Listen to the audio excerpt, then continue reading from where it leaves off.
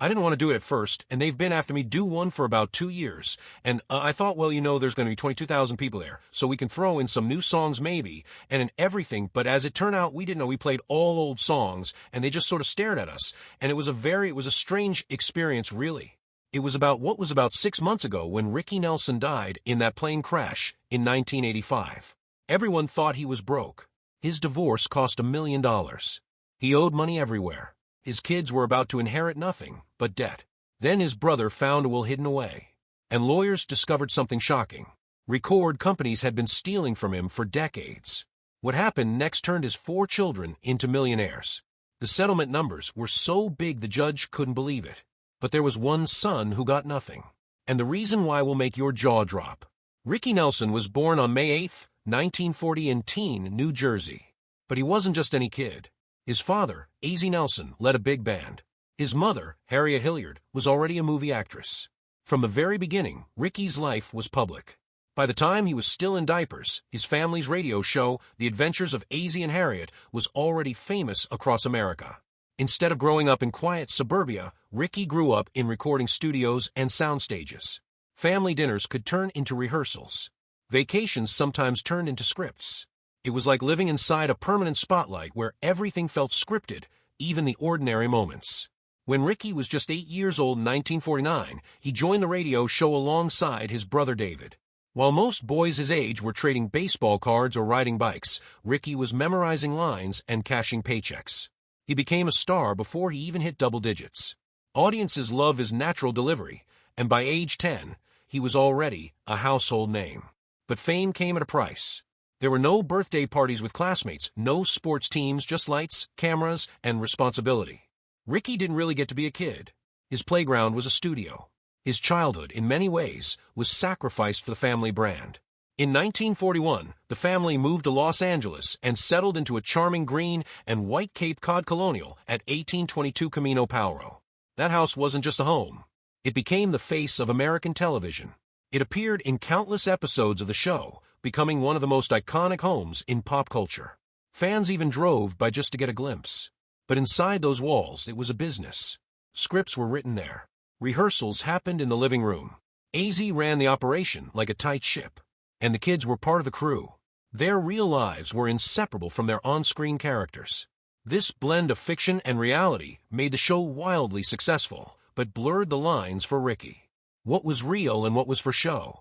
Ricky also struggled with asthma badly. It wasn't just a few coughing fits here and there. It kept him home from school, away from friends, and sometimes out of breath just walking across a room. While other kids were playing, Ricky was stuck indoors reading or listening to music. It made him quiet, thoughtful. He observed more than he spoke. This soft-spoken side of him would become part of his charm later on. On screen, he had a quiet intensity that set him apart. Behind it, though, was a lonely kid trying to breathe and feel normal.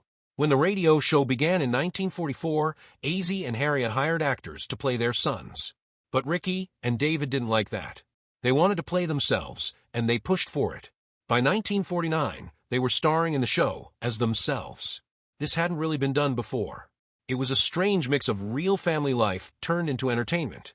And it worked. Ratings climbed, and people became obsessed with the Nelsons. Ricky wasn't just playing a part, he was living it every single day. His real life became public property, and fans ate it up. It was America's first reality family. Decades before that became a genre. Then came 1957. Ricky was 17 when he performed Fats Domino's I'm Walking on the Family's TV show. It was electric. Girls across America swooned. The single sold over 1 million copies. Overnight, he became the face of teenage cool. But off-screen, Ricky's life was already spiraling into something far more adult. Parties, girls, fast cars. Fame opened every door, and Ricky walked through all of them. He was charming but wild, polite in interviews, but rebellious behind the scenes. He started growing out his sideburns and slicking back his hair. Tiny rebellions that annoyed his parents, who still wanted to keep control. Later that year, his first single with Imperial Records, Bebop Baby, made history. It racked up 750,000 advanced orders before even hitting stores. When it did, it shot past 1 million copies and cracked the top 5 on both the pop and R&B charts. Ricky wasn't just a teen idol anymore. He was big business. His debut album, Ricky, topped the charts. Suddenly, being young and good-looking wasn't just cute. It was cash. Record labels saw dollar signs in every teenager with a guitar. And Ricky proved it worked. But Ricky was also getting involved in intense relationships, some that would have shocked his fans if they knew.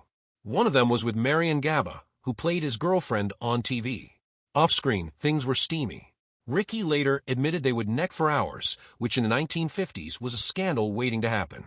He even gave her a gold ring inscribed to Marian Love Rick. She thought it meant they were serious. He didn't. Ricky was already moving on to other girls, including singer Lori Collins, with whom he started writing music. To the public, he was squeaky clean. But the real Ricky was a teenager in the fast lane, and few knew the truth. All of this made his parents very nervous. AZ and Harriet weren't just parents. They were producers, managers, and gatekeepers. They hated how many girlfriends Ricky had. They thought love would ruin his focus. AZ especially was strict. Even though Ricky was making $500 a week by his mid-teens, his father held on to the money. Ricky only got a small allowance. His dad didn't want him getting spoiled.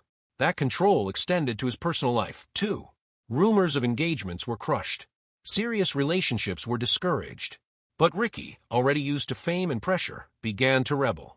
Secret girlfriends, late-night parties. He was still the face of America's favorite TV family, but behind the scenes, he was slipping further away from their control. Ricky Nelson was only 17 when his debut album hit #1. The album, simply titled Ricky, came out in October 1957. Within weeks, it took over the charts and stayed at the top of the Billboard LP chart for 2 weeks. That made him the youngest artist ever to do so at the time.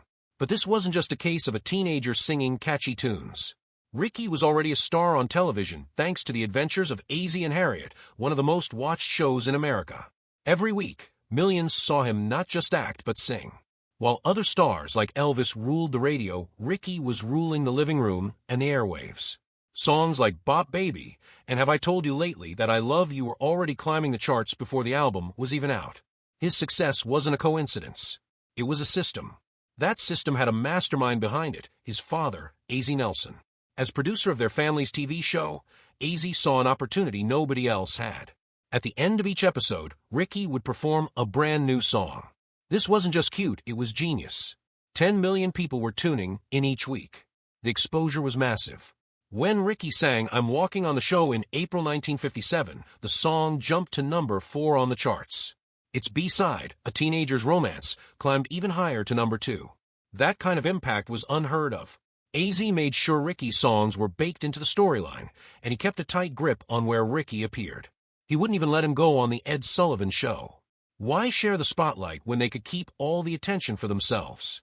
Then came Poor Little Fool. In August 1958, it became the first song ever to top Billboard's brand new Hot 100 chart. That alone would have been history. But there's more. The song was written by a 15-year-old girl named Sharon Shealy.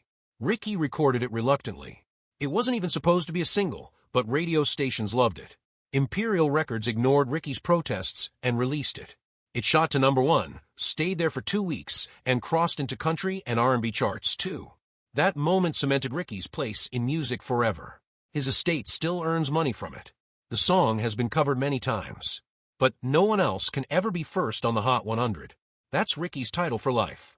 Between 1957 and 1962, Ricky placed 20 songs in the top 40. Only Elvis had more in that time. His very first single with Imperial Records, Bebop Baby, sold over 1 million copies. Before it was even out, it had $750,000 pre-orders. His contract was just as wild. $50,000 guaranteed over 5 years, plus full control over his songs and album artwork. That was unheard of for a teenager. The money from those hits didn't stop flowing, either. TV kept pushing his records. By 1960, the Ricky Nelson International Fan Club had 9,000 chapters worldwide. Ricky wasn't just rich, he was everywhere. In 1959, he proved he could act, too. He starred in Rio Bravo with John Wayne and Dean Martin. His role as Colorado Ryan earned him a Golden Globe nomination for Most Promising Newcomer. But while his acting was praised, something else was on display, his spending. Ricky lived big. Custom suits, luxury cars, VIP clubs. He was in deep with Hollywood's elite. He was said to have a $5,000 monthly allowance, which would be around $50,000 today. That role boosted his career, but it also revealed his taste for the high life. Fame wasn't just bringing in money, it was changing him. Ironically, 1961 also gave him one of his biggest hits. Traveling man Sam Cooke turned it down first. He didn't think it fit him. Ricky took a chance on it and proved everyone wrong. The song hit #1 in April and sold over 1 million copies within weeks. The B-side, Hello Merrill, became a hit too. 2 massive hits on one record. Ricky had an ear for songs others missed. It was one of the last big wins before everything changed. Behind the scenes, he was getting frustrated. The older session musicians on his albums didn't respect rock and roll. Some refused to play the way he wanted. One even told him, "Kid, this ain't music." So Ricky fired them. He built his own band, young musicians who believed in the sound he was chasing. It cost him a lot. Salaries, gear, travel, but it gave him control. One of those new band members was James Burton, who'd go on to become a legend in his own right. This wasn't just about sound.